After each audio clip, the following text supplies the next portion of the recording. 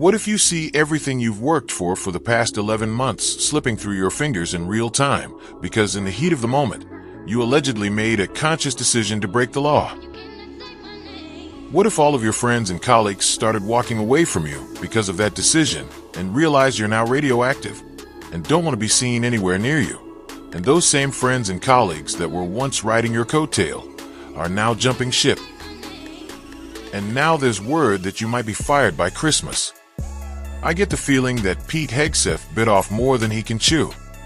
Let's explore.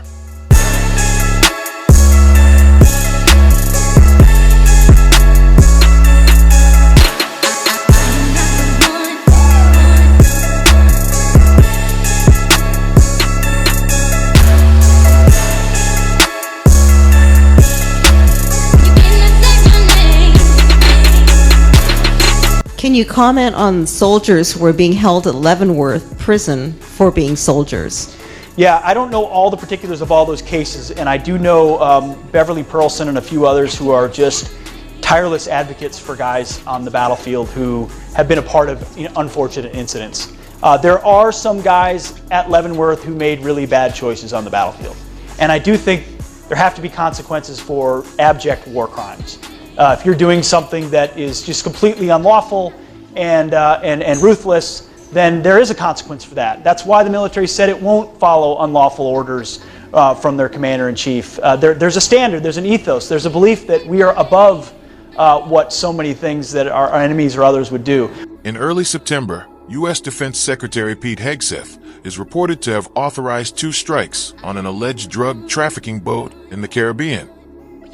The first strike targeted the vessel, but it was followed by a second attack reportedly ordered by Hegseth to ensure no survivors remained.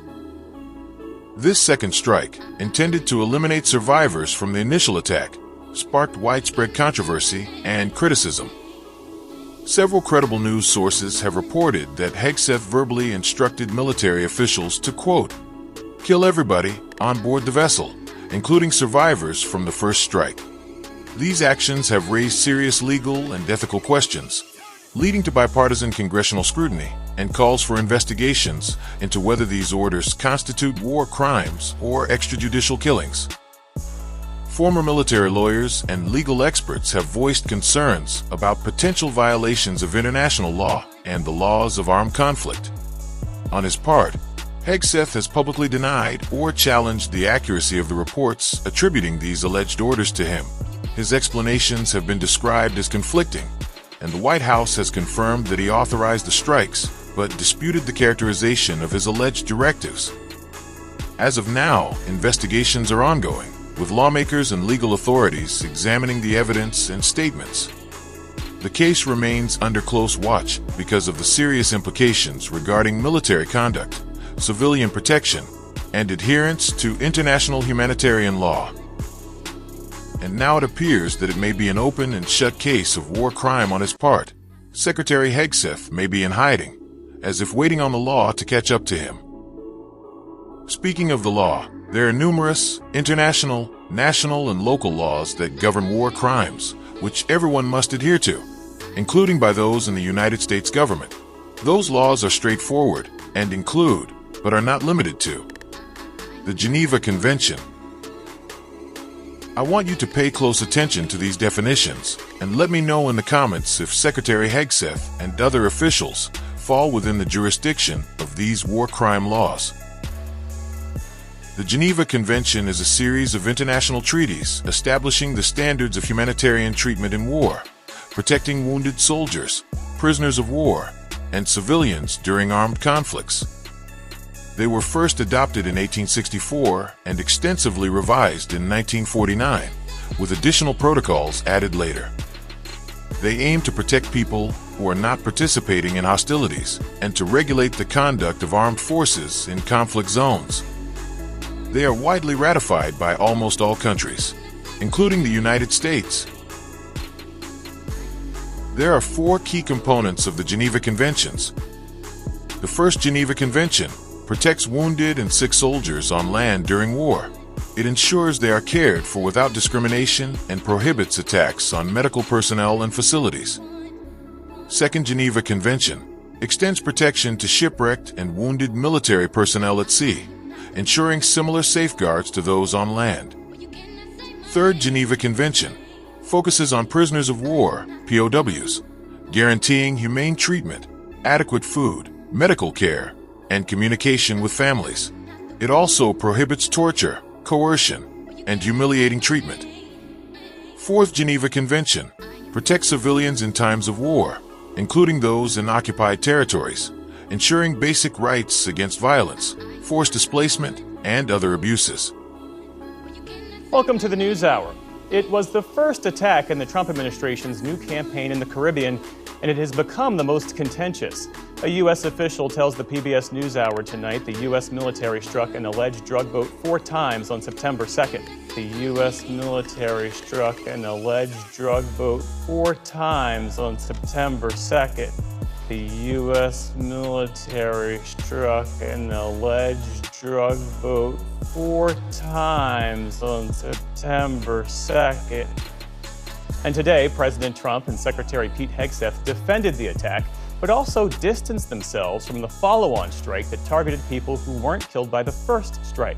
Nick Schifrin joins us now. So, Nick, what have you learned about what happened on September 2nd? Well, exactly what you just said, Jeff. The U.S. military struck that boat on September 2nd 4 times. The U.S. military struck that boat on September 2nd 4 times. The U.S. military struck that boat on September 2nd 4 times, according to a U.S. official speaking to me today. The official said that after the first strike, there were people on board who were not killed.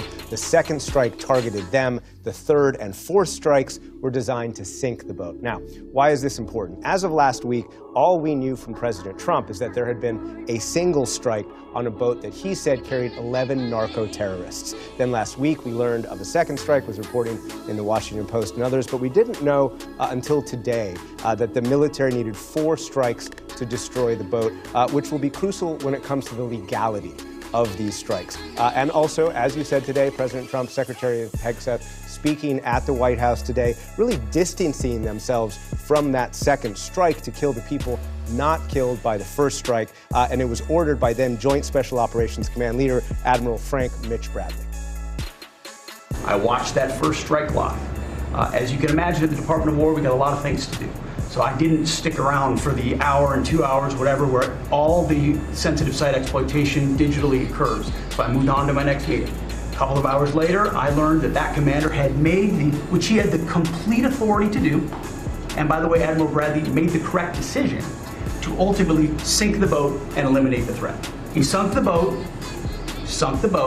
and eliminated the threat. I did not personally see survivors, but I stand, because the thing was on fire. It was exploded and fire or smoke. You can't see anything. You got digital. This is called the fog of war. So Hegseth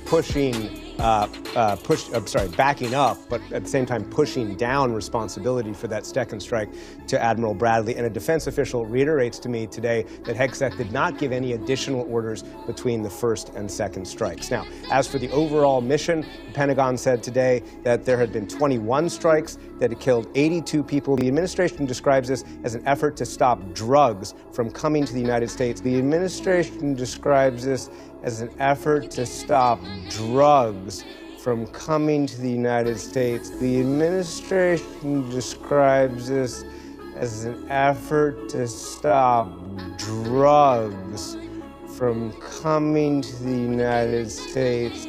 And today, President Trump reiterated what the mission is, at least when it comes to these boats. I can say this, I want those boats taken out, and if we have to, we'll attack on land also, just like we attack on sea. Attacks on land, Jeff, of course, that could target Venezuelan President Nicolas Maduro, who the U.S. calls a head of a narco state that the U.S. is pressuring to leave office. And on the matter of legality, Nick, why is it significant that it took 4 strikes to sink that boat? You and I have both recently spoken to former military lawyers who say that this attack was illegal. There are specific passages of the Geneva Convention that say people who are at sea who are shipwrecked, even if they are combatants and their ship has been wrecked by a U.S. missile, must be rescued, not targeted. People who are at sea who are shipwrecked even if they are combatants and their ship has been wrecked by a U.S. missile, must be rescued, not targeted. People who are at sea who are shipwrecked, even if they are combatants and their ship has been wrecked by a U.S. missile, must be rescued, not targeted. So let's get this straight. The Geneva Convention states that if there's an enemy combatant shooting at you on the water, and you destroy their ship, causing them to stop shooting and try and survive, by law, you're not supposed to keep shooting at them, but rescue them. And if you keep shooting while they're in need of help, you're a war criminal. Someone please tell me how Hegseth and his generals know that the people in the boat were soldiers. And if they were, how does shooting at them after destroying their boat, and them trying to save themselves, show that you're trying to protect wounded soldiers and ensure they were cared for without discrimination? How does lobbing missiles at a fishing boat in high seas extend protection to shipwrecked and wounded military personnel at sea, if they were, in fact, military? How does blowing up a boat with passengers constitute humane treatment, prohibit torture, and ensure basic rights against violence? The Geneva Convention set international legal standards for warfare. Violations of these rules are called war crimes, and individuals or leaders may be held accountable under international law, including tribunals like the International Criminal Court. They serve as a framework to limit human suffering in armed conflicts, making them central to global humanitarian efforts. In summary, the Geneva Conventions represent the cornerstones of protection in warfare, ensuring that even in times of armed conflict, the dignity and rights of combatants and civilians are respected. So, if ever was a cut and dry scenario where justice for war crimes should happen, this would be it.